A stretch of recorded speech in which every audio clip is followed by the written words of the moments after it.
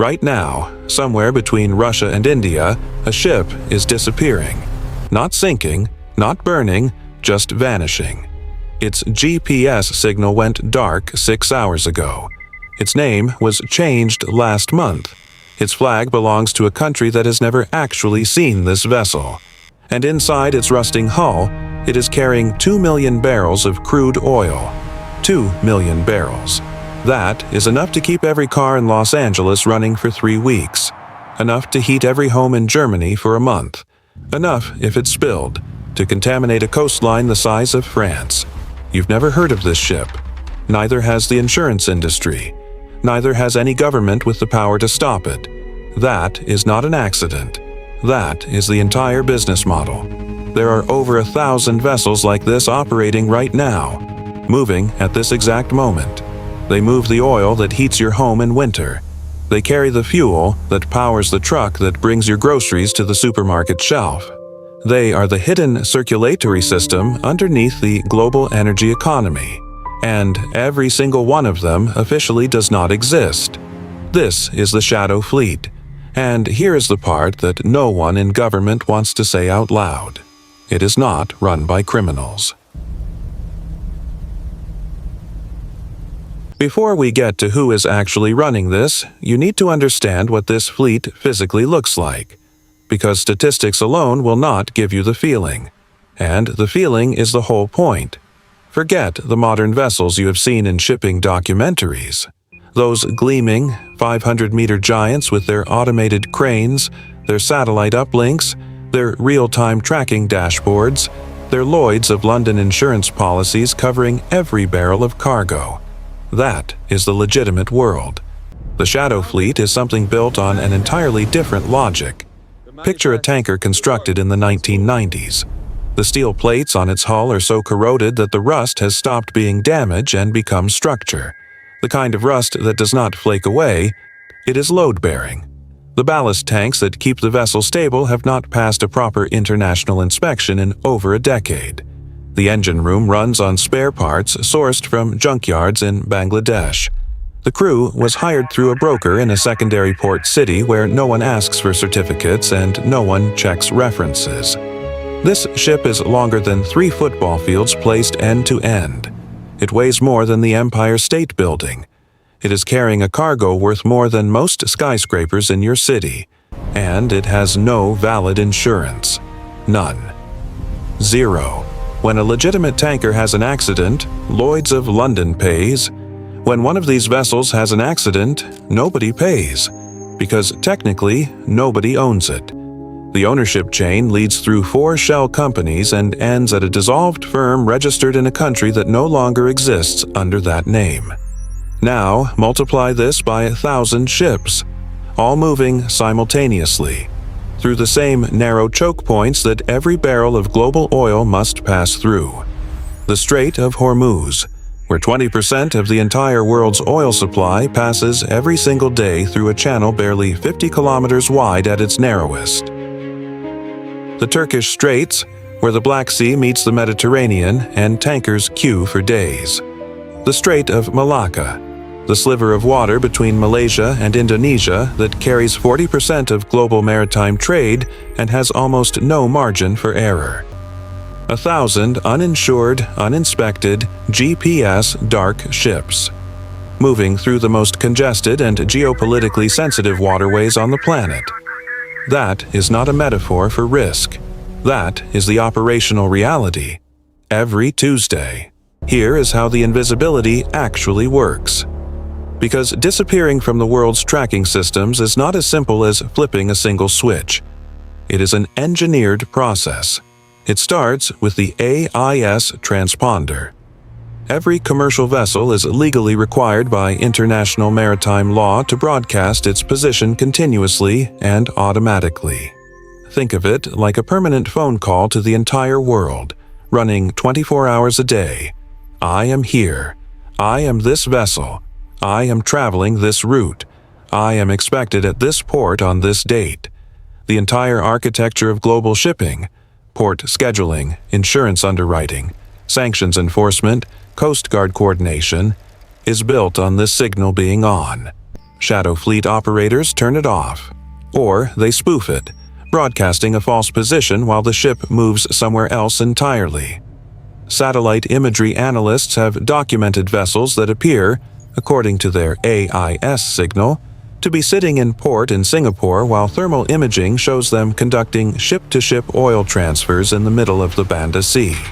But going electronically dark is only half the system. The other half is paperwork, and the paperwork is where the real architecture lives. These ships operate under what the industry calls a flag of convenience. Panama, the Marshall Islands, Palau, Gabon, St. Kitts, and Nevis. These are small nations, many of them islands you could drive across in 40 minutes, that register foreign-owned commercial vessels for a flat fee and ask almost no operational questions. Their maritime registries are revenue streams. The flag means almost nothing about where the ship is owned, who the crew is, or what the cargo might be. The actual ownership of the vessel is buried inside 3 or 4 shell companies, each incorporated in a different jurisdiction. One registered in the UAE, one in Hong Kong, one in Oman, one in a holding structure in the British Virgin Islands that lists a law firm's address as its headquarters. Every layer of that ownership chain is legal in isolation. The combination is designed to make the whole picture impossible to reconstruct quickly. By the time a sanctions investigator has traced the full chain, the cargo has been delivered. The payment has cleared through a currency system that bypasses the dollar, and the ship has already changed its name. Yes, these ships change their names, sometimes twice in a single year. A tanker called Pacific Harmony in January is registered as Eastern Star by April. By September, it has become Golden Navigator. Same hull, same corroded steel, same exhausted crew on their 6th month at sea. Different name, different flag, different paper owner. The maritime equivalent of a witness protection program applied to a vessel the size of a city block. It works, every time, because the international system for tracking vessels was designed for an era when ships wanted to be found. Now, here is the part that changes the entire story. You have been building a picture in your mind. You are imagining criminals, warlords, a room somewhere in Tehran or Moscow where shadowy figures move tankers on a map like chess pieces. The reality is considerably more uncomfortable than that. Much of the Shadow Fleet's infrastructure was built, financed, and is today quietly managed by entirely legitimate financial actors. Not rogue states operating in isolation. Mainstream commodity trading houses, the kind headquartered in Geneva, Singapore, and Houston, whose names appear in the Financial Times. Ship management companies that also hold long-term contracts with Western oil majors. Law firms whose partners sit on industry compliance committees. The same Geneva-based oil trading desk that sells North Sea Brent crude to a German refinery on Monday morning is routing discounted Russian Urals crude through a Shadow Fleet intermediary structure on Wednesday afternoon. Not because the traders involved are criminals with criminal intent. Because there is a $20 discount on every barrel, their clients want the margin, and the structure has been architected carefully enough that each individual step is technically defensible. This is not ignorance operating at scale. This is deliberate architecture operating at industrial scale. After Russia invaded Ukraine in 2022, the G7 nations imposed a price cap mechanism on Russian crude oil. The logic was clean and the intentions were serious. No Western-flagged ship, no Western insurer, no Western financial institution could legally participate in any transaction involving Russian crude sold above $60 per barrel. At the time, Russian oil was trading at $80. The explicit goal was to reduce the Kremlin's oil revenues by forcing Russian crude to sell at a discount. Within 6 months, the Shadow Fleet had doubled in size. Tankers purchased by anonymous buyers operating through front companies registered in Dubai real estate offices. insured by firms in Mumbai and Delhi operating under regulatory frameworks that no G7 sanctions regime can reach. Financed through payment rails denominated in Chinese yuan, UAE dirhams, and Indian rupees, currencies that do not need to clear through New York correspondent banks. The price cap did not cut off Russian oil revenue. It reorganized the geography of who profits from moving it. And a meaningful portion of that reorganization was executed by professionals working in offices located in Zurich, London, and Singapore, people who donate to environmental charities and whose children attend international schools. That is the actual shadow fleet. Not a criminal underworld hiding in the dark. A parallel financial and logistics system, purpose-built in under 18 months, operating at a scale that handles nearly 30% of all seaborne crude oil currently moving on the planet. So, what happens when this system breaks? Not if. When? In December 2023, two Shadow Fleet tankers collided in the Red Sea. Neither vessel was broadcasting an AIS signal. Neither had valid insurance. One began taking on water immediately. The crew of the second vessel filed no distress report for 9 hours, because filing a distress report means identifying your vessel, your owner, and your cargo to Coast Guard authorities, which is precisely what Shadow Fleet operators pay to avoid. By the time a response was organized, the leaking vessel had drifted 30 miles from the collision point. The oil was already spreading. 4 countries disputed who was responsible for the cleanup. The legal proceedings are still active. The bill has not been paid. That was a small incident by any measure. A rounding error. Here is the scenario that genuinely keeps energy security analysts sleepless. A Shadow Fleet tanker, GPS dark, structurally compromised after 15 years of deferred maintenance, carrying 2 million barrels of crude, loses steering control in the Strait of Hormuz at night. It collides with a legitimate supertanker carrying liquefied natural gas. Both vessels catch fire. The Strait of Hormuz at its narrowest point is 33 kilometers wide.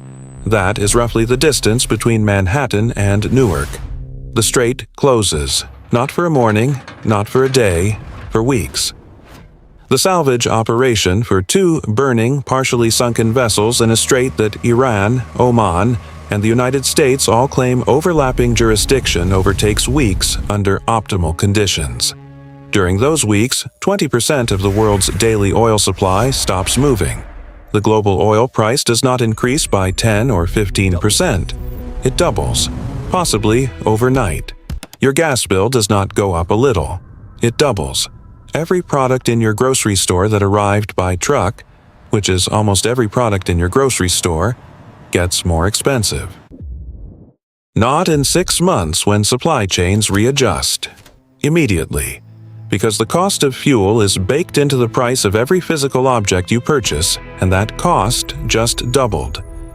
The Shadow Fleet is not a story about faraway oceans and geopolitical abstractions. It is a pressure point inside the system that determines the price of everything you buy. The explosion just hasn't happened yet. So, what have governments done? And why has none of it worked? The U.S. Treasury has designated hundreds of individual Shadow Fleet vessels, placing them on sanctions lists that prohibit American persons and institutions from doing business with them. The UK Foreign Office has sanctioned ship management companies by name. The European Union established a dedicated task force in 2023 specifically to monitor Shadow Fleet activity in the Baltic and North Sea approaches.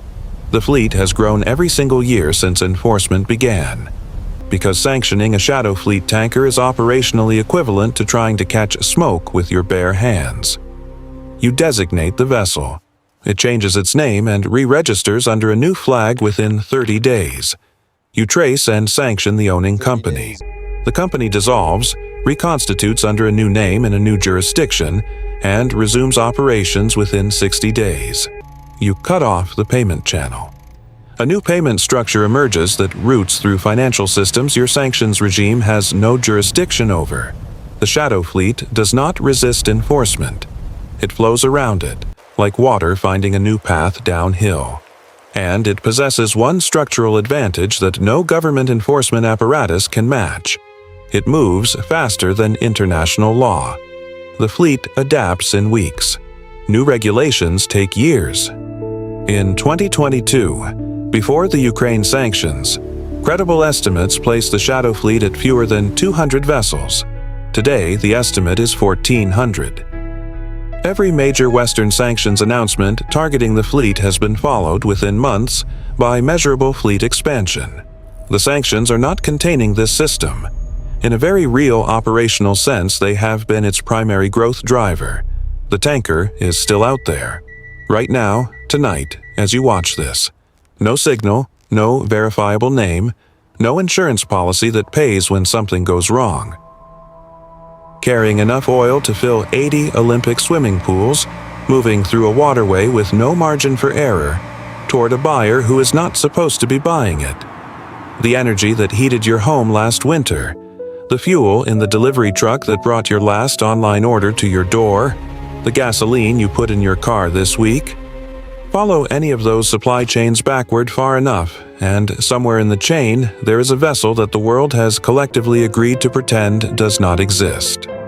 It is the largest open secret in the global economy. Over 1,000 ships moving through the world's most critical waterways, in plain sight, invisible by deliberate design, carrying the fuel that industrial civilization cannot function without. The lights you are sitting under right now run on a system that includes this fleet. We have decided, collectively and quietly, that it is more convenient not to look directly at it. Do you think Western governments are genuinely trying to shut this down? Or has the shadow fleet become too useful to too many powerful and well-connected people to ever be seriously dismantled?